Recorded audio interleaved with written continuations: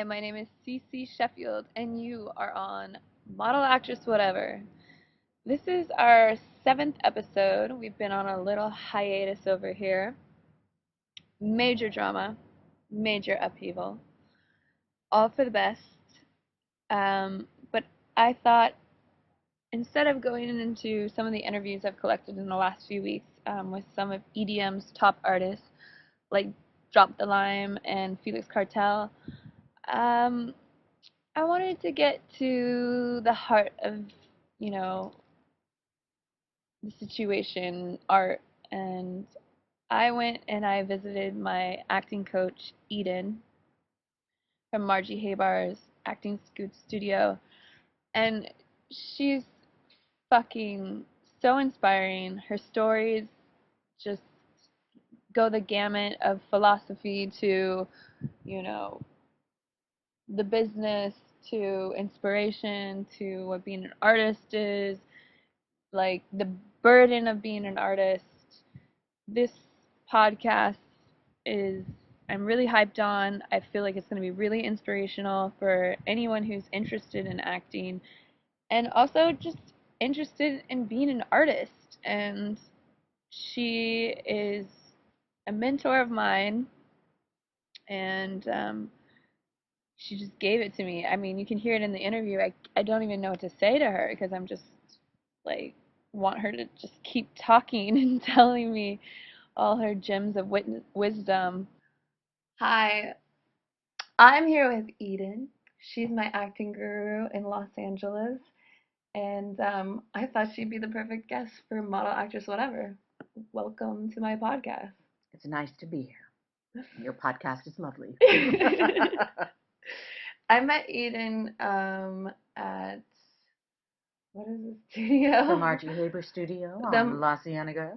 Margie Haber Studio on La Cienega, and it's like one of the acting classes that I personally have been attracted to. I think because in LA, auditioning is like the door, and so if you know, if you never get through the door, and a lot of other places really focus on like once you have the part. Yeah, it's really important because just about anybody can open a door. If you're cute, if you've got a look, if you know your brand, if you're trained, it's not that hard to get in a casting director's office or get in a reading. But once that door is slammed shut, it's really hard to reopen it. So if you don't have the skills to take direction, to be emotionally flexible, to understand what a casting director wants, you may be the most wonderful scene study actor in the world, and you've got depth and range and power, but you fall apart in the room, or you fall apart when you go to network, and you want a career in film and television, well then you got to brush up those audition skills. It's an acting job of its own. It's not like anything else. I call it ninja acting. Right? If there's theater acting, if there's stage acting, if there's film and television acting, those are commercial acting, voiceover work, those are different jobs an actor has. Well, auditioning is just another job an actor has. Too many people think of it like a job interview, and they get desperate and they get frantic and they want approval instead of bringing to it what they bring to a gig they've booked. I've booked the job, I show up, today's job is ninja acting, which is what auditioning is. And you've got to have very specific tools and a very specific mindset to have that work, to have that be a joyful experience for you. Because otherwise, let's say you get the dream, which is you have a great agent, great representation, you know who you are, you've got all your skills, and they send you out like crazy during pilot season. This is what everybody wants, to get out 5, 7, 20 times a week. Well, that will beat you up, chew you up, and spit you out if you don't know how to do it. And instead of feeling more and great and powerful, the actor ends up feeling depleted and exhausted, even if they're going out a lot. And then what about the actor who goes out once a week or once a month? If they're not in gear, if they're not in shape, it's like an athlete who thinks they can play at their top game if they're playing once a month. No athlete or dancer or musician would do that. But actors all too often are either put in a position where they have to do that, or they think That's okay. I'll just, fuck around all month and then I get an audition and I'll be brilliant. Doesn't work that way. You Mm-hmm. need a gym, you need a place to work out, and you need to keep those skills lubricated. Mm-hmm. So, one of the things I love about primarily these days being I do audition coaching and I do audition classes and then I do film prep. I don't teach scene study anymore. I Mm-hmm. have tremendous regard for the scene study gurus, Larry Moss, Diana Castle. I think these people are fantastic. Erin McPherson, and that's important fortification for an actor. We work on the other side. We work on Larry Moss and Erin McPherson also coach film actors, right? Mm-hmm.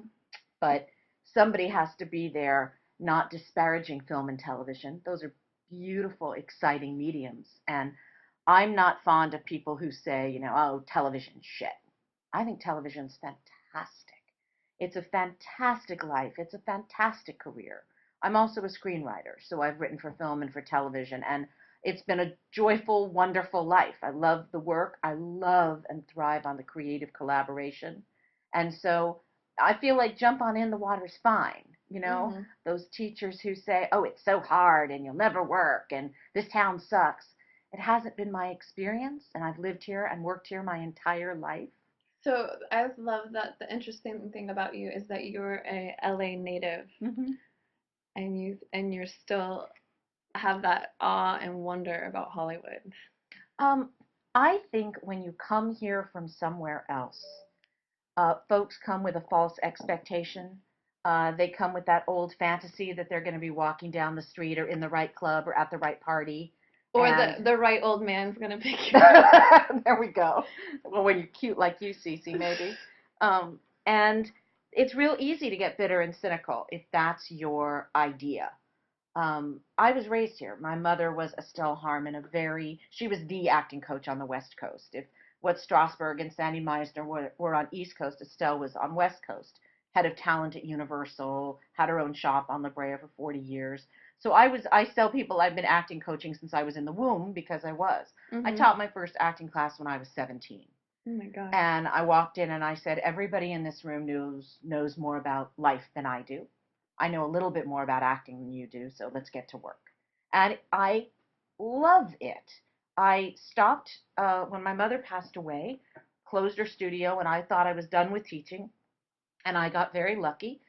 Sold my first screenplay, worked in major development jobs for Morgan Freeman, etc., and loved the industry from that angle as well. So I have found, without question, that successful people open their doors to you.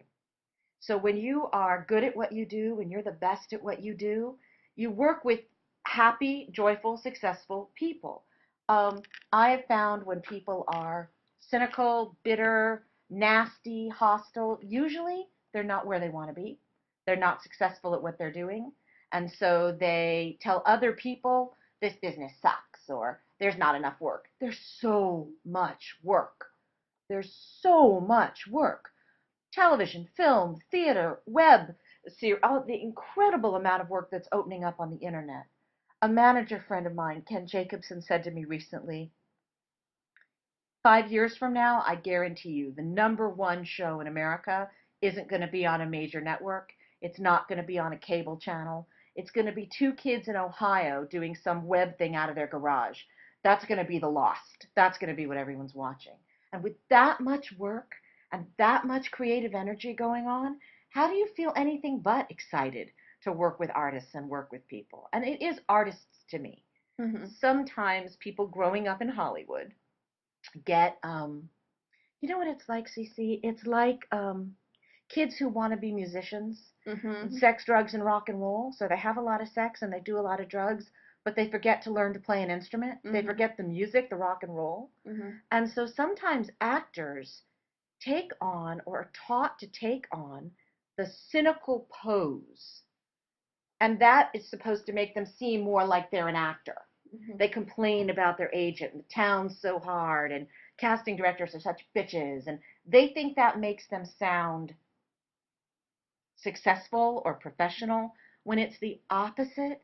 People who, I'll say it again, who love what they do and are at the top of their game at what they do, I this is what we sound like. We're happy. We love what we're doing. You have a good attitude.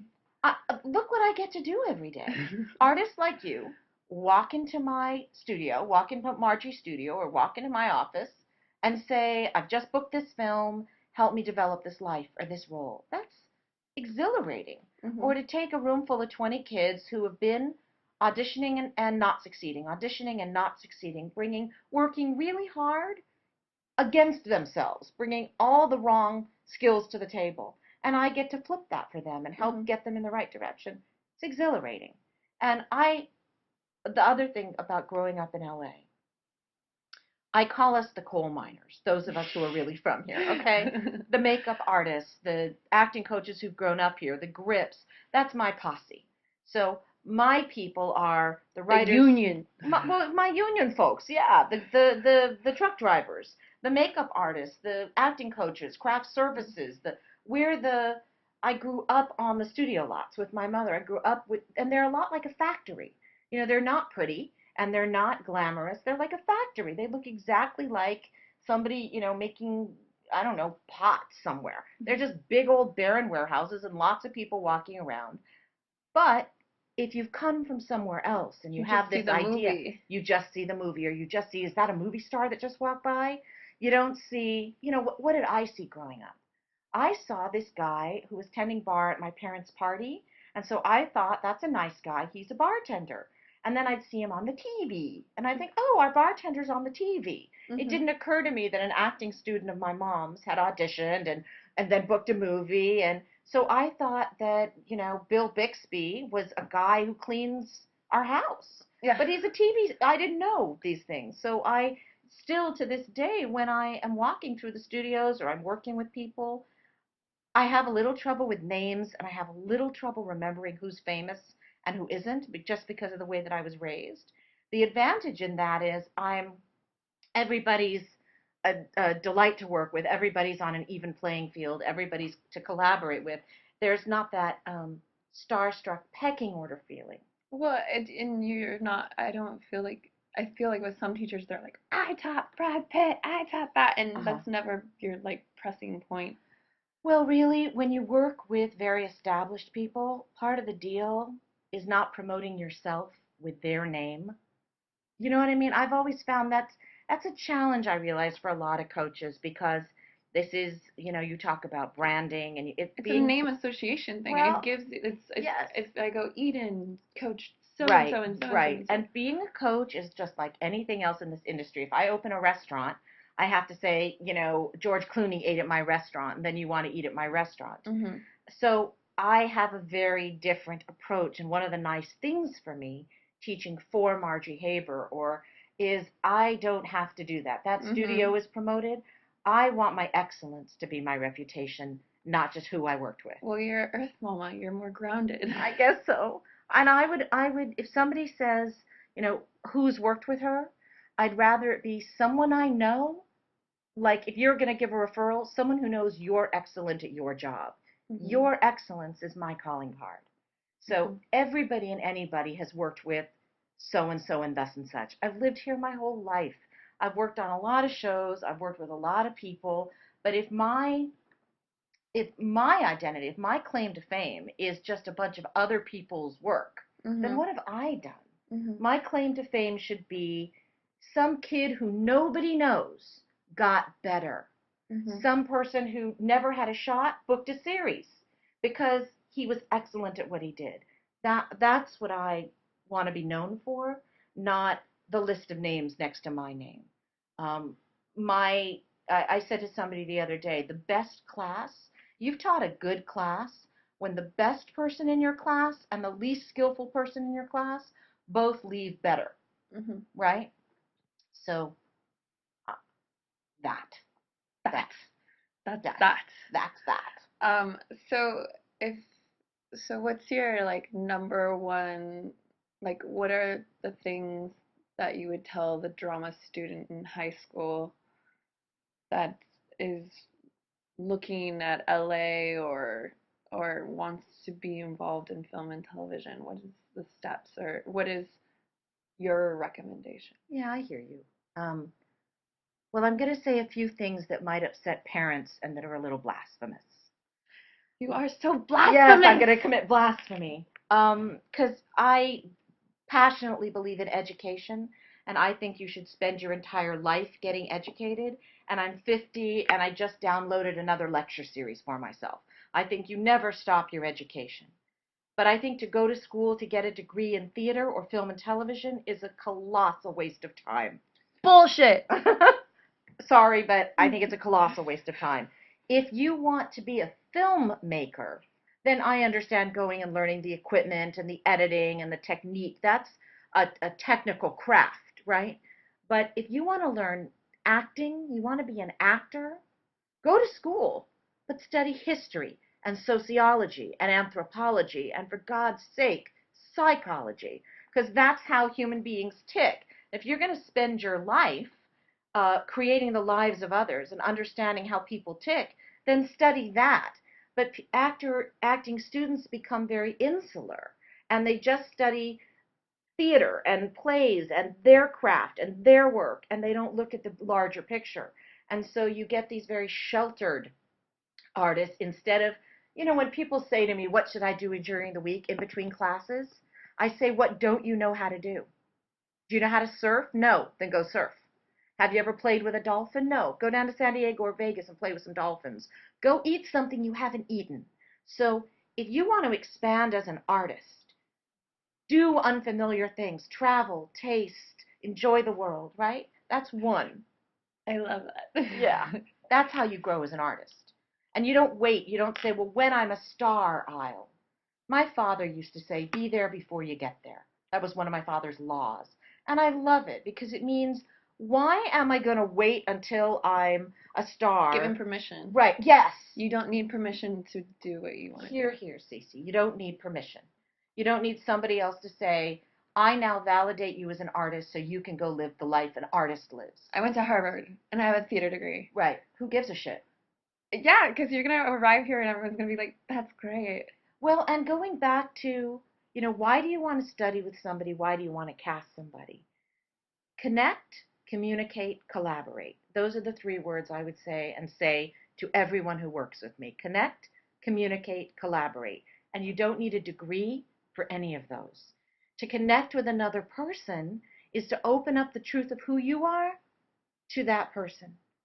Communicate. When you're looking at a script and you're looking at those lines, people read the lines like what's on the page matters instead of who they are and their relationship to what's on the page mattering. So if my line is, the line is, are you going to eat that? My favorite all-time audition. I always quote it. Someone came to me to coach him for 2 lines. It was for Fat Cop number 2, not number 1, mind you, Fat Cop number 2. And the lines were, are you going to eat that? What about the pickle? And I looked at the guy. I said, why are you coming in for coaching? It's very important, and I'm really upset because I used to go up for series leads, and now my agent is sending me out on Fat Cop number 2, not even Fat Cop number 1. So I said to him, okay, well, what are your lines? And he said his lines, and I said, okay, why aren't you Fat Cop number 1? Why is your guy Fat Cop number 2? That means your partner's Fat Cop number 1. And he's got the sandwich, and you're hungry. So gradually in this conversation we had, he went from being an actor who felt less than, who was trying to figure out how to say his lines, to a guy who had some respect and compassion for what it is to be an overweight police officer, what it feels like to be hungry, to have a partner who doesn't appreciate you. So his relationship to who he was and who this guy was grew. So now he can communicate, not just say words.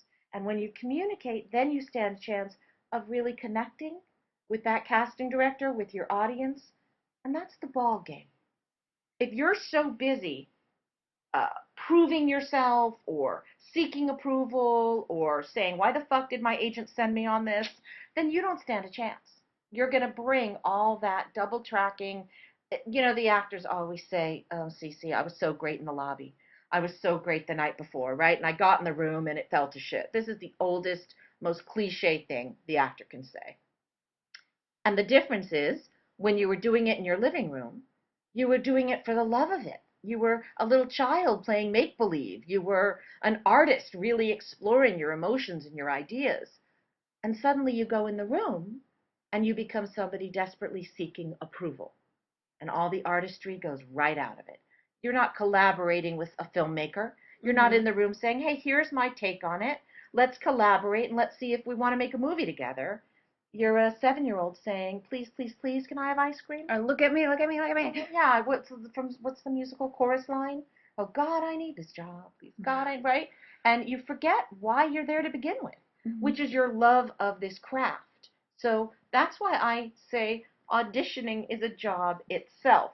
That way you don't view it as a awful sort of gate you have to pass through in order to get the job. Enjoy the audition. Be good at that and be done with it. And then when you get the call back, it's just the cherry on the cake. Cherry on the sundae, icing on the cake. Something food related. Something yummy. Yes, chocolate. Yes. So, okay, keep going. You're so good. I love it. I'm like, I'm in class again. Let's do this. Well, it's funny you say in class again because I used to wonder, I really did, why the working actor comes back to class. Because it seemed to be when I was a young coach, the end game was booking the job. So once they booked the series or once they booked the film, that class was school that you did before, and then you started working and you learned from working.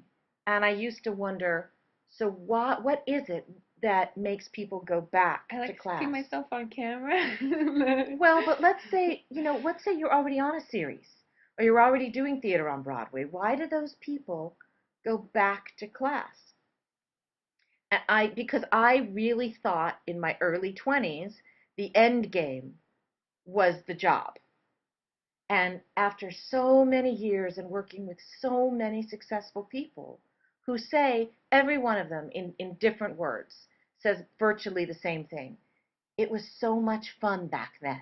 It was so much fun when I was learning and discovering. And so what they go back to class for is new discovery. It's the same reason a very established actor does a film that the audiences don't necessarily love. Why does Tom Cruise do a film about a Nazi trying to kill Hitler? Nobody went to see it. Nobody wanted to see Tom Cruise do that movie. But Tom Cruise is an artist.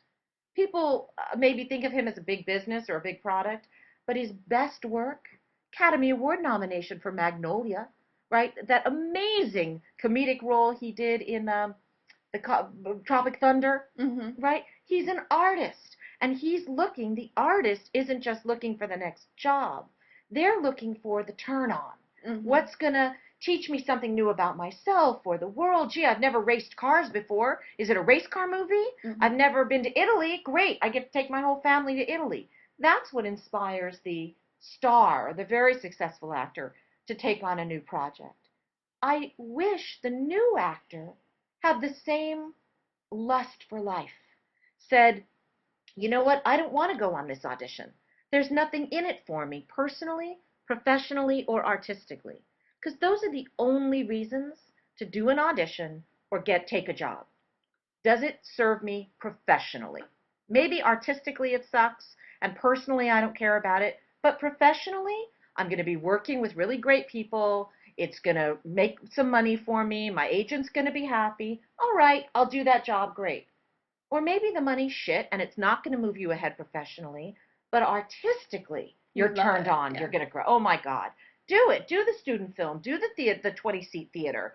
The big star is working with a coach right now. Went to the coach upset because she wants to do a play in the West End in London. Now, most people would kill to do Broadway or the West End in London, but for her to step away from her major film career and do a play in the West End is a big risk. But she wants to do it artistically, so it's a slam dunk yes. And the third reason is personally. I will be fulfilled. I will grow. I've always wanted to go to Paris. Those are reasons to do an audition or do a job. If it's none of those, you're not going to make any money. It's not going to fulfill you as an artist. And personally, it makes you kind of sick to do it. Then why are you even auditioning? And the actor will say, well, aren't you supposed to audition for everything? No, no. Put it through that test. Do I have something to gain professionally, personally, and or artistically? I only need one yes to be turned on and full steam ahead. Because if an artist isn't turned on, they suck. Of course. Right? Everyone loves to be turned on. Well, yeah, and it turned on in every possible way, right? Physically, emotionally, spiritually, psychologically. If you're not, nothing flows, nothing connects. Mm-hmm. I remember years ago Meryl Streep saying, not to me, I have never coached Meryl Streep, but Meryl Streep saying in an interview how she learned very early on that craft wasn't enough, that she had to read that script and feel that click, that connection, right? Connect, communicate, collaborate. So if you don't read that script and feel that aha, that turn on, no amount of craft is going to make it brilliant, right? But it can be one great line, one great moment. Remember, film actors, it doesn't even have to be what you say. It's a field of acting that is about behavior and experience, not just dialogue, right? So you may have a beautiful single moment in a story where you get to react to another person or an event. That's enough. That's enough to turn an artist on, right? You may be in the worst series ever written. Despite everybody's best efforts, you have to show up for work every week and do poop, right? You're artistically frustrated. You can't wait to get off the show. You start bitching and moaning to everyone around you. Well, stop. Check yourself. Because if it's still good for you professionally and it's still paying the bills, then that's actually enough to be turned on by. It's not only the artistic turn on. Well, that's an attitude adjustment. Yeah. Well, people who work for their entire career in film and television and theater look for all three. You know, the young, inexperienced actor who wants only professional acclaim or artistic excitement. They may book a job, they may have a few jobs, but you want to live and die an actor and die an old person in the motion picture home with 50 pitches under your belt, right? 100 pitches under your belt, then you know sometimes I show up for the paycheck. And sometimes I show up because it thrills me. And sometimes I show up because I just had a baby and I wanted to bring my kids to the set, artistically, professionally, personally. And sometimes it's all three, which is heaven on earth. If it's none of them, don't even audition. Yay. Yay. The other questions, I don't even have questions. I just want you to keep talking. like, I'm like the worst interviewer ever. Basically, what makes you want to be an actress? What turns you on? I mean, I have an old diary from like being 8 or 7, like being like, I want to be an actress when I grow up. So. And what did you think it was when you were 8? I watched a lot of TV. I was confused if cartoons were like actors. Okay. Now you know they are really great voiceover actors. Yeah, I took a voiceover class one time. That was fun. I love film. I love like I'm just like a outgoing person. I'm the youngest of 5. I love attention. I love like make believe. I remember Barbies, playing with Barbies for hours, and the drama. Isn't that just it? You see, and theater school will sometimes hammer that right out of a person. There you are, this magical little person who loves her make believe, who loves to play with other people, who loves the collaboration, and then there's something that happens to the actor where they get in their own mind or through poor training isolated. And that sense of fun and play and make-believe is sucked right out of you because you're told this is an academic craft, and unless you study and work, you suck. There's no play here. Take the word play out of theater. It's not a play. This is serious work. I went to, I have a very huge example of that. I went to Meisner class in the Meisner Center in the Valley, and the dude, it was like 5 hours a day, 4 weeks in a row, like, and then we had to rehearse like an hour, 2 hours But with a see, here's partner. where this comes from. Where this comes from is, so I love immersion programs and people working No, hard, but it was like but it was bullshit. abusive, right? And where this comes from is this idea that there are, I guess I'm going to call them grown-up or academic professions, doctors, lawyers, accounting, business, MBAs, right? And you work hard and you get a good grade and you get ahead. But that's not the path of the artist. The artist needs to journey, process. Sometimes the best thing an artist can do is nothing, is sit still, do a little therapy, do a lot of meditation, and just get clear with yourself.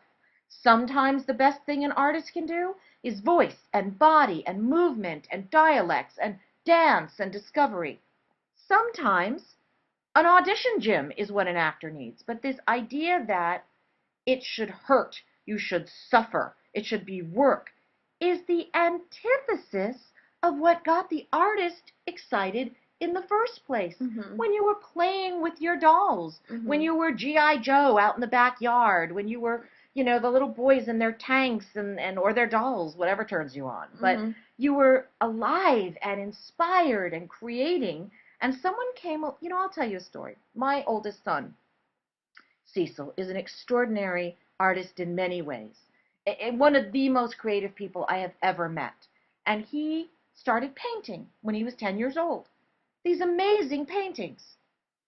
They were so amazing. A friend of ours, not as a friend, not as a favor to me, saw them and asked if he could have them as a show in his gallery, his restaurant. Total strangers came to the restaurant and bought Cecil's art, including a very powerful agent collector. Bought two Wow. of his pieces. Didn't know it was a kid, didn't care, loved the work itself. Cecil was 10 or 11 years old. When he's 12, he takes an art class at school. And the teacher tells him what he's drawing is wrong. This is how you draw a whatever the fuck it was, a cat, I don't know. Mm-hmm. And the life and the love of that art just went right out of him. Stopped painting, stopped drawing. Now he does many other things. He does photography and music and DJ and editing, but he hasn't picked up a paintbrush because someone said to him, "You're doing it wrong." He was already a working professional artist, and then a teacher broke him. And it kills me. Well, I feel like these programs, they like want to break you and then rebuild you. Well, let's say instead of being incredibly successful in your field, you're a failure. And you're one of those who can't teaching. A, you're not really designed to want to see other people succeed. And B, you have a negative failure concept about this work.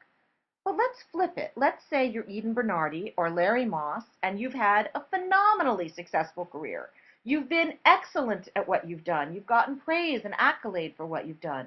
Why would you want to break an artist? We teach with love. We teach with come on in, the water's fine. When you're happy and successful, you don't want to break an artist. You want to play with them. You want to collaborate. I cannot wait to see those people in my class on a set of a film I've written. What heaven on earth is that? So that's the successful, those who must teach, those who can choose to teach versus those who can't teach. And you know who you're working with by how you feel sitting in that room. If sitting in that room you feel less than, then that's not the coach for you. If sitting in that room you smell bullshit, that's also not the coach for you. You know your work wasn't right, isn't there, and the coach is saying, "Oh, I love you. You're great." You smell bullshit, get out. But bullshit can also be, "Oh, your work sucks." But people tend to think the negative is true. It's just how we are. So if somebody says you're not doing good work, the actor tends to stick around to try and get that coach's approval. But you got to have a nose for bullshit. You got to say, is this coach making me better, stronger, more confident? Are my auditions more free? And I call it, do I enjoy riding a wild elephant? Am I having fun? Am I playing with my Barbies again? Am I collaborating? Or am I tightening up, feeling smaller? When I get on the set, having booked the job, am I now panicky unless my coach approves? Well, that's bullshit, right? When you get on the set, you should feel joyful and ready. If you collaborate with a coach on the set, that's about more collaboration. When a star works with a coach on a film, it's not because they're panicky. It's because they want another collaborator. When a new actor books a job, when my actors book, they're not mine, when the actors who work with me, the vanity of coaching. You love it. Yeah, when an actor who I've had the privilege of working with books a series, I usually fire myself from their life 4 episodes in. If it's their first series, they want their coaching around for the pilot. They're a little nervous. They want you around for the table reads for a couple of weeks because they're insecure. By that 4th episode, if you've done your job right as a coach, they're now collaborating with their cast, with their directors, and they should not need mama or papa holding their hand anymore. Mm-hmm. But, it's a living. And so there are coaches who, maybe not even consciously, aim to make actors dependent, when again, the coaches I admire, the Diana Castles, the Larry Mosses, my mother, the coaches I admire let go and teach the actor to be independent and strive to be a footnote, not the star of an actor's career. You follow? Mm-hmm. So again, if I've done my job really, really well, I've planted some joy mechanisms in you, I've reminded you why you love this work, I've increased your confidence, I've given you some skills and some tricks so you can ninja act, and hopefully you'll forget my name in a little while. You'll just remember you had a really great conversation with this lady a long time ago as you move on and collaborate with more and more extraordinary artists. Wow. That's the idea. Yay! Yay! When, like, why am I so ummy? It's late. We're tired, people. It's 10 o'clock in Los Angeles. We're so uncool saying that. It's like just getting started in LA right now, right? We're sitting here saying, I want to go to sleep. No, yesterday I DJ'd like the Maxim 100 party. Oh, so you're very cool. All right. No, but I'm like hungover from yesterday and I'm just tired. It's funny. This morning I walked into a class, very, very tight. It's been a very, very busy time for me. And I walk into class some mornings, and for about 15 minutes, it's a job. And I think, oh, I want the day off. I want to go to the beach. I want to go cuddle up with my husband. And then I start getting inspired. Yeah. You see people's eyes opening. You see their hunger to learn. You start coaching people. They start improving. They start asking questions. And it's 5 o'clock, and we've been there since 10, or it's 7 o'clock, and we haven't taken a break, and I don't even know the time has passed. Now, when work feels like play, you're doing it right. So that class that you were taking, where I love a 10-hour class, an 8-hour class, a week of classes. Well, talk about your intensives. Margie Haber has this wonderful program at her studio where for the first month you come to her studio, you work with your coach twice a week, 7 hours a time. So you're working 14 hours a week. You're on camera 4 or 5 times twice a week. You compare this with places where you sit there for a month and work and once. never go. Yeah. That was like one of the main reasons, because I'm like such a active learner. I don't want to sit there and listen or watch all these people and their freaking scenes that they already done. I want to get in front of the camera and do something. Right. And so this program that she developed puts the actor in front of the camera every week, 2, 3, 4 times. It's a very intense, that's why she calls it the intensive studies. It's a tremendous amount of information at every level, foundation, intermediate, professional, master level, imparting these ninja skills, right? And giving the actors the opportunity to practice a really very innovative way of looking at auditioning, where so many people, again, are teaching job-getting skills. We're teaching life-living skills. We use that language at the studio. We don't say, I am an actor playing this role in this scene. We say, I'm a human being living this life in this moment, in this conversation. And so it's all about how do you translate that text on the page into human personal experience, right? And so we immerse you in this program. At the end of the month, it's very light. You can take these once a week workout classes, the gyms. They're 2 and 3 hours just to make sure the actor is auditioning every week on camera, keeping themselves lubricated. Only 1 month of immersion. And then we say, get the fuck out, audition. It's not enough. My God, if you are making a career of starring in your acting classes, good luck to you. Enjoy your Does life. that exist? But don't call, oh my God, right? Who hasn't sat in that class where there's this little clique and they all go out for coffee afterwards or drinks, and there's, oh, everybody wants to work with La La La because La La La did this great scene last week, and he or she is the star of their scene study class. Is that what people do in other acting classes? Yeah, you don't know outside the Margie Heber studio, but that is the world out there, and it's sad. I've done my time in LA, and I've done a lot of different acting classes. Margie's the only place I like continue to go to. I could not teach again. I taught for 20 years. My mother passed away. I closed her studio. I started my career as a screenwriter and was very happy and very successful and la la la. When Margie's studio went through a transition about 5 years ago, I got a call from a casting director friend, the lovely Fern Champion, who asked me to go meet with Margie, and I thought, God forbid, I don't ever want to be an acting coach again. I don't ever want to teach again. And I walked in and I watched her turn it all upside down. It was not a studio with a diva. It was not a cliquey place. There is no being a star of your class at Margie's because it's not what we do. And so it was everything I understood was right and that worked. Somebody finally doing that. And so the whole mentality there is learn your craft, be a professional, and then go out and do it. We're a job getting shop, right? So go do a play, go do a film, go shoot a short, go do a commercial, go take a voiceover class, go do the craft, come back here, warm up, get lubricated, remember those skills again, and go back out again. It's just like I said to you, I really don't like to audition coach. I love to film prep people. I'll prep you for the film. Now, maybe I'm prepping you for the film after you've been hired, or maybe I'm prepping you for the film before you've been hired. But my mindset is we're doing a film prep, not we're doing a job interview prep. You follow? Definitely. And the mindset of the studio is let's work out at the gym so you can go out and dance. Right? Why are you working out at the gym and getting that gorgeous body and building those muscles to just go sit at home with your gorgeous body and your beautiful muscles? You want to go dance. You want to go fuck somebody. You want to go live your life and be appreciated.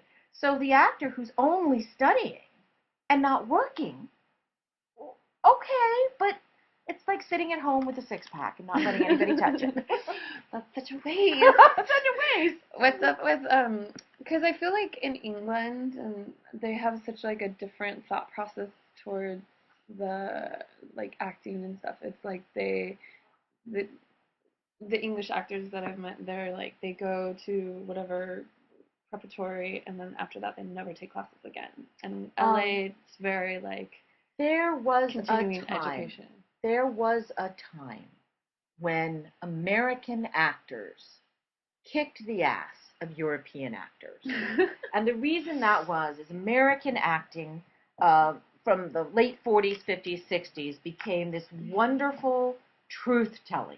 And American acting, teaching and training and professional work was about telling the truth and being honest and being present. And it so excited the audience. And American actors wiped the floor with everybody from Europe.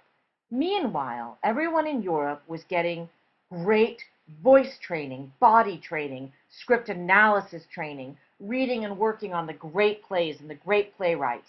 But their reputation was external work, right? Then they came over here and they studied. And now the European actors are wiping the floor with the American actors because they have the structure. Fortification. Well, they can do the dialects, and their voices are amazing, and they have the physical freedom and the great character skills, and now they have all that rich, marvelous inner life. So the American actors have to catch up again. They have to do the voice work, do the body work, that stuff that, again, but do it with a sense of joy and play. You know, you don't just want to go to your Alexander technique class. You want to study salsa, and you want to learn to tango, and you want to do your Zumba, and you want to move your body in exciting and meaningful ways. You don't just want to work on having a classic American, that's just horseshit, working on that classic American voice. Mm-hmm. But it's a lot of fun to learn accents and dialects and discover, you know, there's this fascinating thing that's really just very recently been discovered, that there is a great deal more to the identity and personality tied up in our speaking patterns, in our dialects, than we formerly thought. We thought that dialect was all behavioral and learned, right? And so if you're from the South, you have a Southern dialect. But it goes much deeper than that. It has roots in our genetics. When you change a dialect, you change who you are. When you strip a person's dialect, you strip who they are. So a good dialect coach never gets rid of your accent, never takes that away from you. They teach you a new one. So that's yet another thing an actor can explore and do. They can say, an actress is complaining. She's got a little high voice like this, and she's got a fabulous set of boobies and a great ass and a little waist, and she doesn't understand why she's always getting sent out on bimbos. She wants to play a doctor, and she's always going. And you say to her, enjoy the bimbo work, get rich on it, but maybe you want to develop a deeper voice or an accent or a more resonant voice so you can do other kinds of roles. You have to be believable in that. And so the European actors have that fortification. They have that training. Mm-hmm.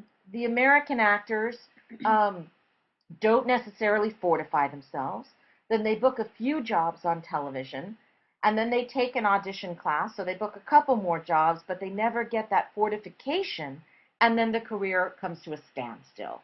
Just about anybody can book an acting job. Really, I got to tell you, it's not that hard. Oh my God. Just about anybody can book. We don't have to go to college and nobody's special on TV? Anybody can book an acting job. Like CSI? Having a career is an entirely different thing. Mm-hmm. Having a career as an actor is a whole different story. And be honest with yourself.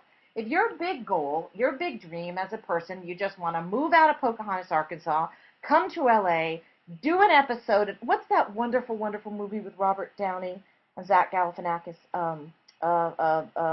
They're traveling across country together, and Zach wants to be an actor, and Robert Downey just wants to get to Due Date. It's called Due Date. It's a wonderful movie. And Zach's character just dreams of being on 2.5 Men. That is his big ambition as an actor. If that's your ambition, you can do that.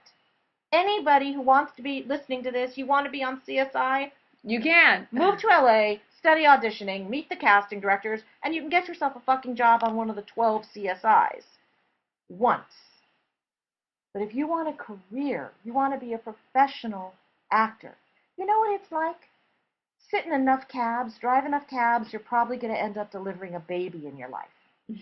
That doesn't make you a doctor. Mm-hmm. Right?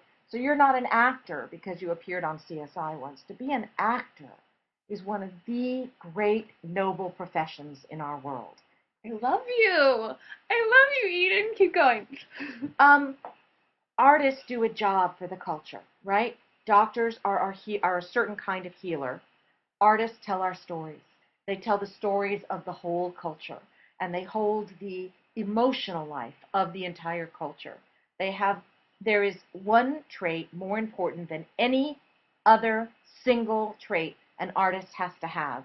I don't care how trained you are, how smart you are, how dedicated you are. Without this trait, you are not a great or noble artist. And that's courage. Yeah. The artists have the courage for the culture. We think our warriors have courage, but our warrior's job is to go out and do battle.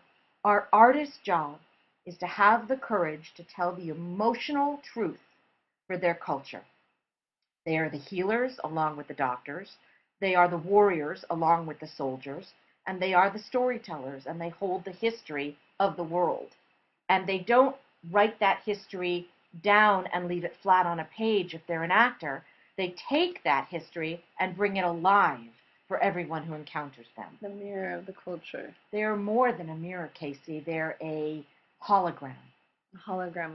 They're a three-dimensional. They're a let technology catch up to it. They're an experience. They're the five senses engaged. A hologram that you can touch. They're a sensorial history of a culture, right? So, look what's out there today. We've got all these zombie and Oblivion and vampires and end of the world movies because everyone on the planet feels frightened. We feel the changes in the climate. We feel the political upheavals. And so our stories are holding that fear and anxiety in the culture. They're not causing it. I always laugh when people say, oh, all that awful television, all those dark movies are making people unhappy or creating violence. No, film and television is reflecting what's going on with a culture.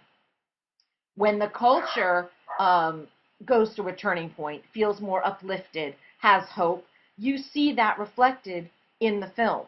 I'm not saying you can't make a story that goes against the grain, but if you sit down and look at 20 successful movies from the 70s, you know you're in the 70s.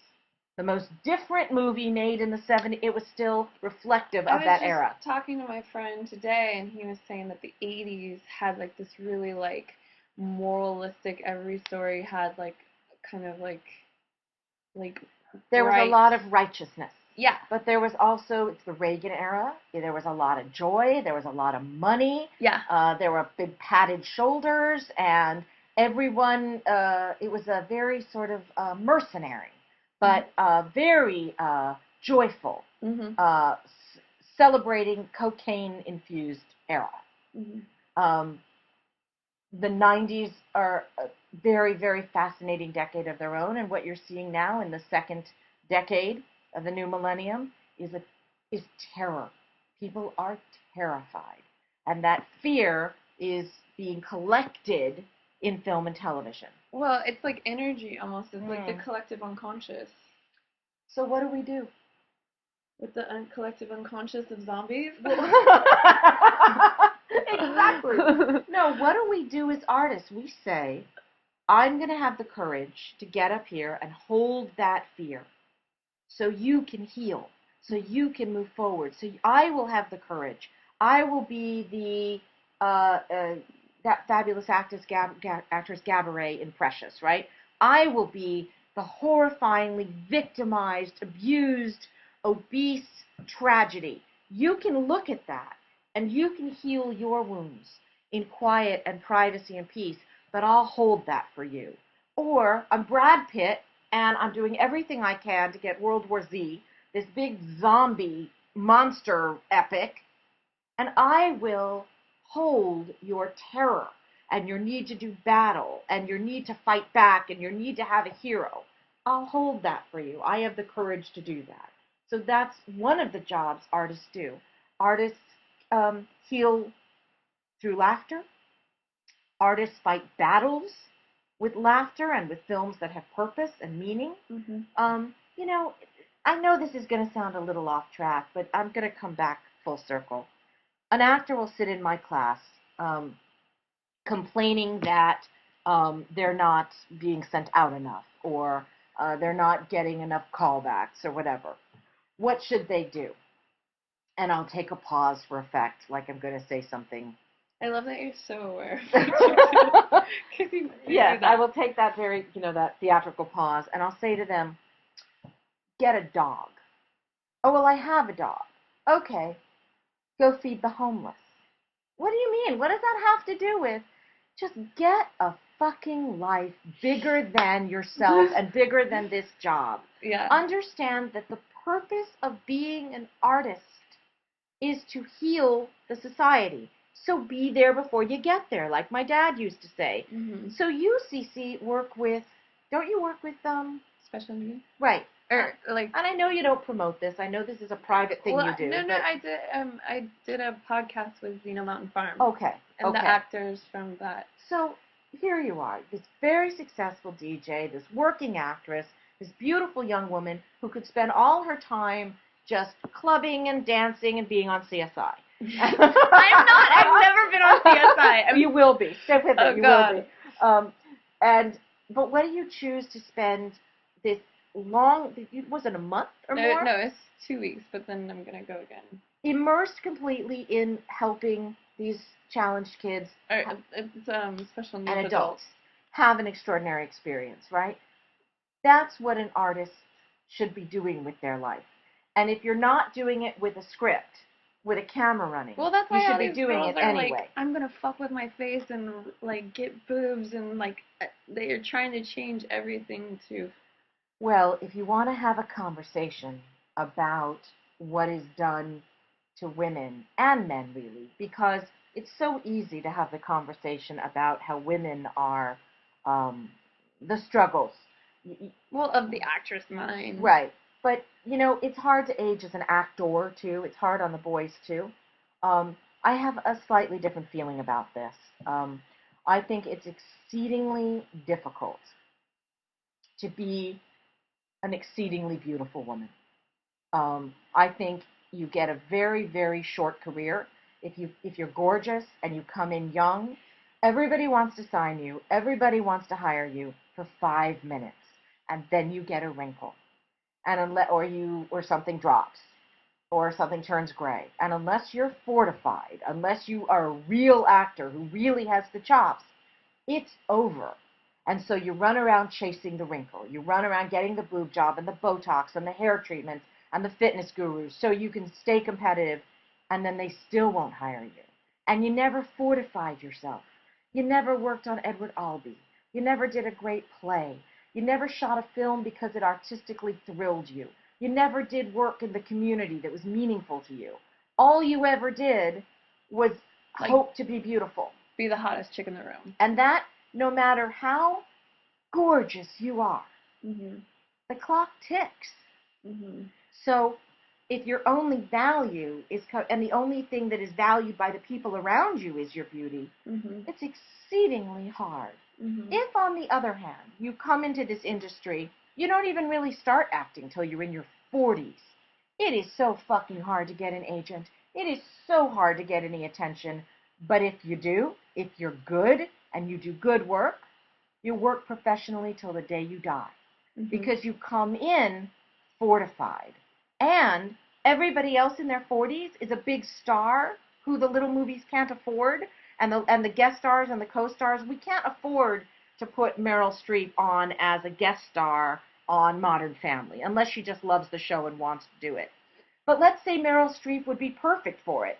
God, I hope as a casting director, I've got 10 Meryl Streeps at the ready. Mm-hmm. Do you follow? So, or Mercedes Ruehl, or Julianne Moores, or anybody who is now over 40. We need actresses in their 20s and 30s, but we also need new talent in their 40s, 50s, 60s, and on up. So there's never a point that a good actor can't come in. And if you get in at 30, you stay in. If you get in at 12 or 14, you often get lost by 20. Mm. And why do you think the child stars get lost? Because they're not fortified. Because they're cast on type. They're cast on cuteness. They're cast on, they delivered a line sassy. They're sexualized. They're romanticized. And they're cannibalized. They're eaten by everyone around them. And very few of them survive it. Very few of them. Sometimes they do. Shout out to Lindsay Lohan. Yeah, hey, Lindsay. Some survive. Anna Paquin. Mm-hmm. Black Swan. Natalie Portman. Natalie Portman started as a child. Kristen Stewart. Mm-hmm. But she starts with Jodie Foster. She starts fortified. She starts with an extraordinary teacher, mentor, right? So those people are going to be just fine, and and look what Kristen's already doing. She has fans and she has detractors. But look what she's doing.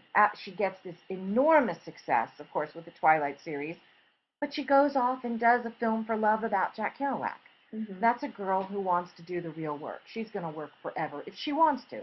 If she wants to keep stretching and expanding as an artist. Mm-hmm. Well, I'm so happy that we got to do this, and I will be putting information up about Eden and how you can contact her and how you can get coached by Miss Eden or attend her classes. Thank you so much for being on my podcast. It's been a joy. I'm like this is gonna be my own personal like tape I'm gonna listen to over and over again. And I'm sure everyone out there will appreciate your wisdom. Okay, thank you so much, Eden. It's been my pleasure. Good luck, everyone. Bye. Oh my God, that woman is so inspiring to me. She just flows with wisdom and it's earthy and live your life, be an artist, and just such inspiration going on. I'm so thankful to her sitting down with me for Model Actress, whatever. And please let me know what you guys think. Tweet me at ccsheffield. At ccsheffield. Instagram me at ccsheffield. And for all my dates and what's going on, it's ccsheffield.com. And if you feel so inclined, you can PayPal me a donation to keep this going. Model, actress, whatever, until the next time. Sooner than the last. I won't take a hiatus like this. I'll tell you later. It's been dramatic.